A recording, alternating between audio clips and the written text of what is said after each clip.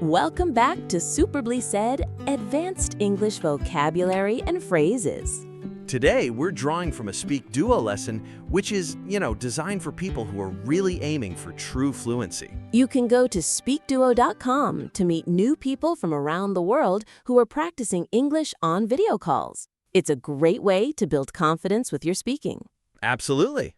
So, let's dive straight in and start refining your lexicon. Our first verb is to relent. Okay, to relent. As I understand it, this means to finally agree to something after refusing it for a while. That's the basic definition, yeah. But the real power is in what it implies. Right. Like the example, after weeks of begging, my dad finally relented and let me borrow the car. Exactly. If you just said, my dad agreed, that's so neutral. It's flat. The word relent tells you there was a struggle. So there was resistance. A lot of resistance. And it was overcome, maybe because of all that persistent pressure you mentioned.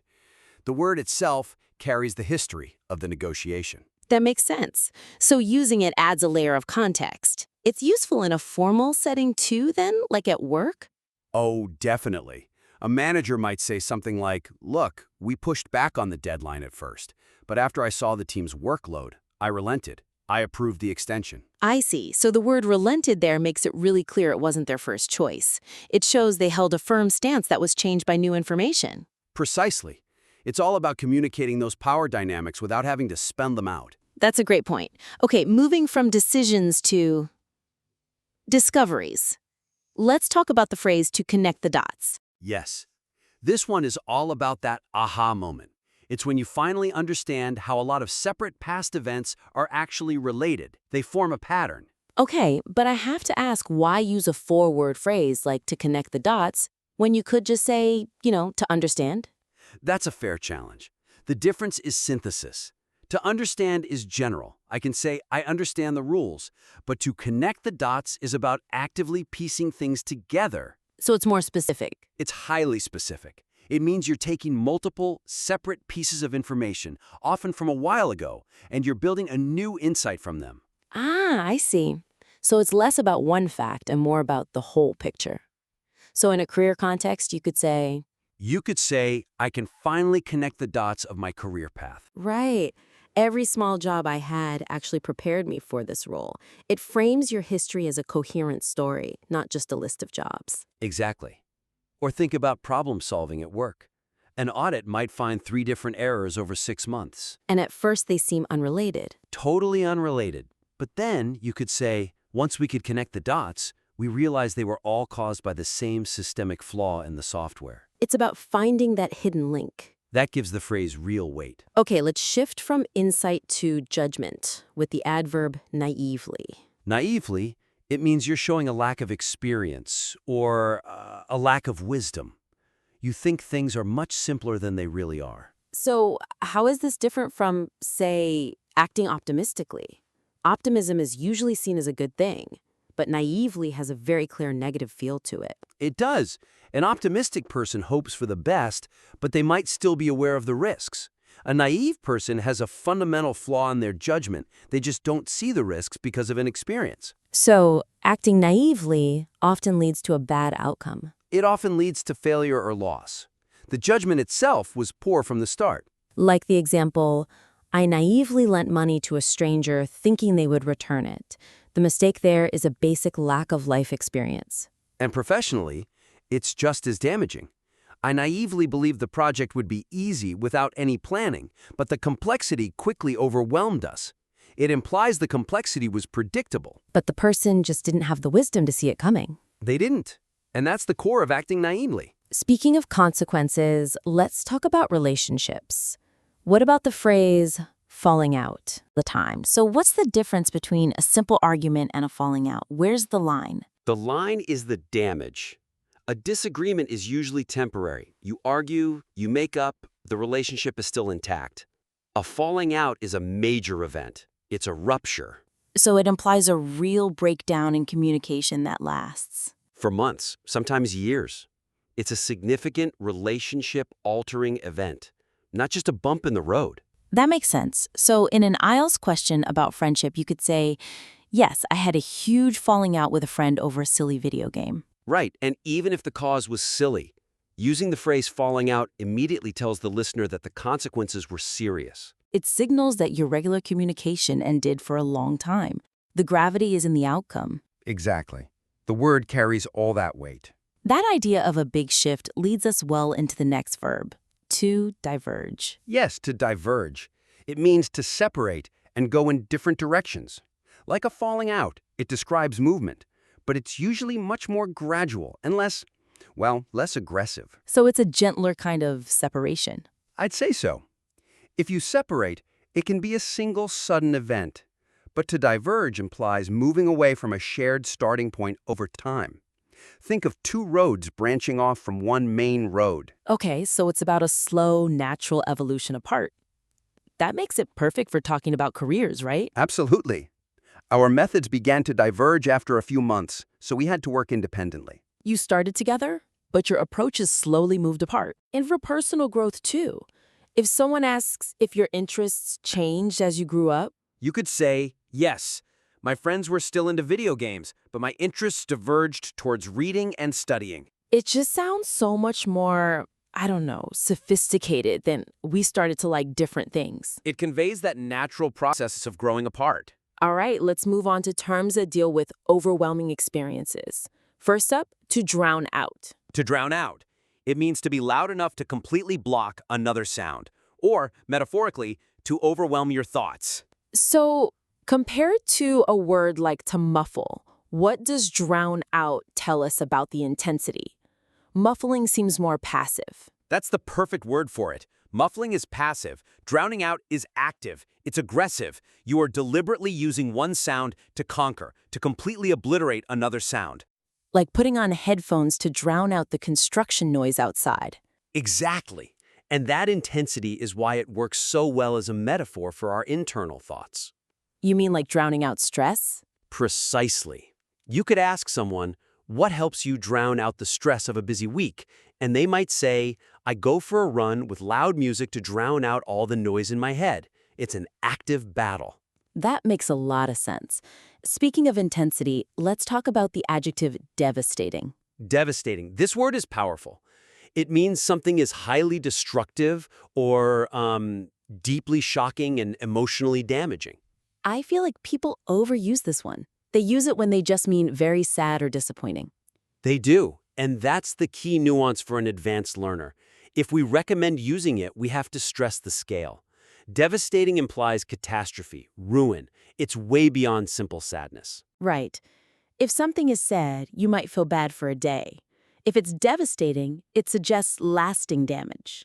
That scale is everything. In sports, losing the championship in the final minute was devastating for the team. It suggests a total collapse of morale. It ruined their whole season's effort. Or in media. You could say, the ending of the movie The Green Mile was devastating. It communicates an extreme emotional shock that stayed with you for days. It shows you're calibrating your emotional language correctly. Which brings us to our final phrase, something you might do to prepare for a potentially devastating event, to get your affairs in order. Right. This means organizing all your personal and legal matters, usually before a major life change, a long trip, or even death. Is there a risk people might just think this means organizing documents? There is, and we need to be clear. It's much more than that. It's holistic. We're talking about wills, finances, power of attorney, the whole structure of your life. It's prompted by a sense of, finality or major consequence. Not just routine tidiness. Not at all. The example, he made sure to get his affairs in order before the long trip, is perfect. It's about ensuring everything is settled in case something happens. And it provides peace of mind, right? If someone asks, does getting your affairs in order early give you peace of mind? The answer is absolutely yes. Knowing everything is organized makes me feel secure and relaxed. It's about being prepared for anything. We've covered 8 really powerful phrases. I think we've hit on some critical nuances. I agree. So let's see how well those nuances have stuck. We're going to do a quick vocabulary quiz. All right. Question 1. After weeks of begging, my dad finally relented. What does this suggest about his decision?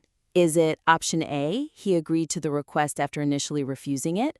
Option B, he decided to postpone the decision until later? Or option C, he refused the request more firmly than before? Feel free to pause the critique here if you need a moment to think about what relented really means. Okay, the answer is A. To relent means he gave in after that initial resistance. Remember that struggle we talked about, like him finally letting me borrow the car? Perfect. Question 2. I can finally connect the dots regarding that event. This means I can now. Option A, predict exactly what will happen in the future. Option B, forget the painful memories associated with it. Or option C, understand how past events relate to each other.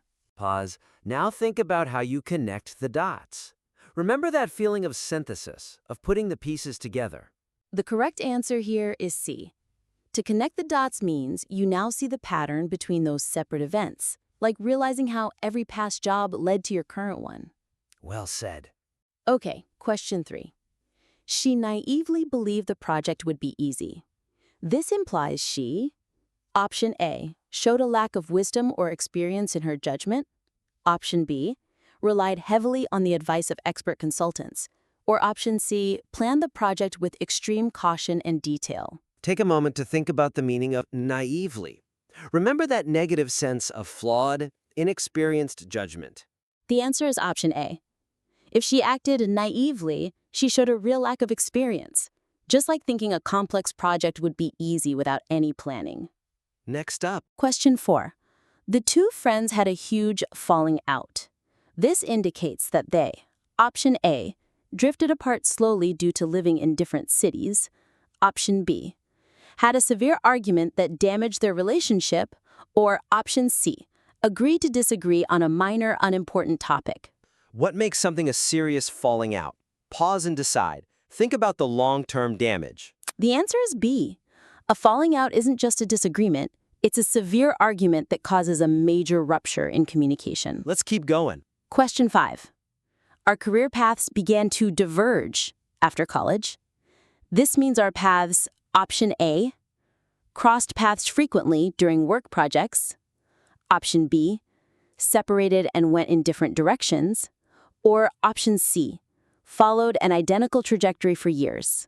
Think about how things diverge. That idea of a shared starting point and then a gradual moving apart. The answer is B. To diverge means to separate and go in different directions, like when your interests diverge from your old friend's interests. 3 more to go. Question 6. He used music to drown out the noise. To drown out means to, option A, analyze the source of a sound very carefully. Option B, be loud enough to block or overwhelm another sound. Or option C, reduce the volume of something to a whisper. Consider that active, almost aggressive intensity needed to drown out something. Go ahead and pause. The correct answer is B. To drown out is to use volume to actively overwhelm another sound, whether that's construction noise or just mental stress. Good. Next. Question 7. The news was described as devastating. If something is devastating, it is option A, mildly annoying but easy to overlook eventually. Option B, surprisingly complex and difficult to understand. Or option C, highly destructive or emotionally shocking. Reflect on the extreme scale here. The catastrophic impact of something truly devastating. The answer is C. Devastating implies something highly destructive or emotionally shocking, like losing a championship or the end of a tragic movie. Last one. Final question number 8. He needed to get his affairs in order. This phrase typically refers to option A, organizing personal matters often before a big change, option B, repairing a relationship after a minor misunderstanding, or option C, starting a new business venture with careful planning.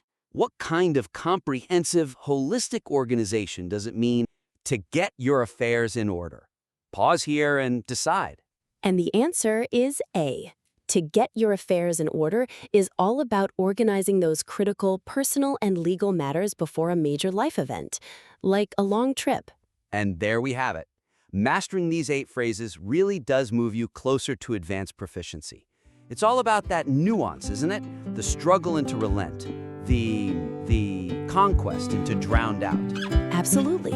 We hope this focus on precise vocabulary helps you develop your skills. Keep challenging yourself to use these more powerful terms. We look forward to analyzing more material in future critiques, helping you sharpen your focus and speak with greater clarity and impact.